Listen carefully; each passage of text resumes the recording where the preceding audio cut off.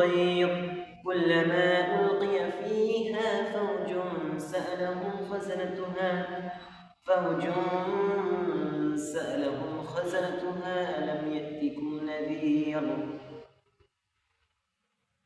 জাহান্নাম ফাটিয়ে পড়বে যখন কোন দলকে জাহান্নামের ভিতর নিক্ষেপ করা হবে, কোন দলকে জাহান্নামের ভিতর নিক্ষেপ করা হবে। তখন জাহান্নামের ফেরেশতারা জিজ্ঞেস করবে, ও জাহান্নামীবাসীরা, ও জাহান্নামীবাসীরা, তোমাদের কাছে কি কোন ইসলামের দৃষ্টি থেকে তোমাদের কাছে কি দাওয়াত পৌঁছায় নাই? তোমাদের কাছে কি কোনো বার্তাবাহক এসে দাওয়াত দেয় নাই? তোমাদের কাছে কি ইসলামের কথা পৌঁছায় নাই? তোমরা কি দাওয়াত পাও নাই? তোমরা কি ইসলামের পথে আসো নাই? তাহলে জাহান্নামে আসছো কেন? তখন বলবে, قالوا بلى قد جاءنا نذير فكذبنا وقلنا ما نزل الله من شيء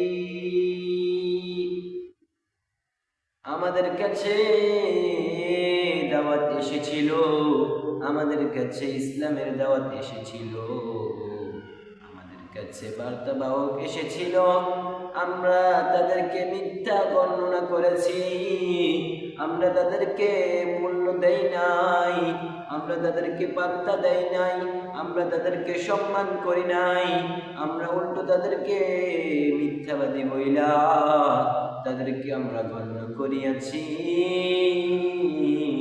আমরা বিভ্রান্ততে ছিলাম, আমরা বুঝতে পারি নাই, আমরা আল্লাহকে অস্বীকার করেছি, আমরা আল্লাহকে অস্বীকার করেছি। তারপরে আল্লাহর নবী সাল্লাল্লাহু আলাইহি ওয়াসাল্লাম ফরমাইয়াছেন, যে ব্যক্তি আল্লাহর কথা বলে, আল্লাহর পথে চলে, দিক নির্দেশন দেয়, তার কথা মানিয়া লইয়া তার দাওয়াত যদি তোমার কাছে পৌঁছায়, তার দাওয়াত যদি তোমার কাছে পৌঁছেই থাকে, তাহলে তুমি তা গ্রহণ করো নাই। তারপরে আল্লাহর নবী ইরশাদ ফরমান, ইন আনতুম ইল্লা তাকযিবুন, আমরা যদি বুঝতাম, আমরা বুঝি নাই, আমরা যদি বুঝতাম তাহলে আমাদেরকে আর জাহান্নামে আসা লাগতো না।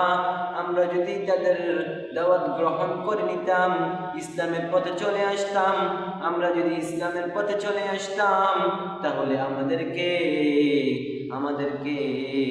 জাহান্নামে আসা লাগতো না, আমরা আল্লাহকে অস্বীকার করেছি, আমরা দুনিয়াতে মনে করেছি দুনিয়াতে আছি, পরকালে থাকবো না, তাই আমরা আল্লাহর ইবাদত করি নাই, আমরা গুনাহতে লিপ্ত ছিলাম, আমরা গুনাহ করতে করতে এক সময় আমরা আল্লাহর কাছে চলে আসলাম।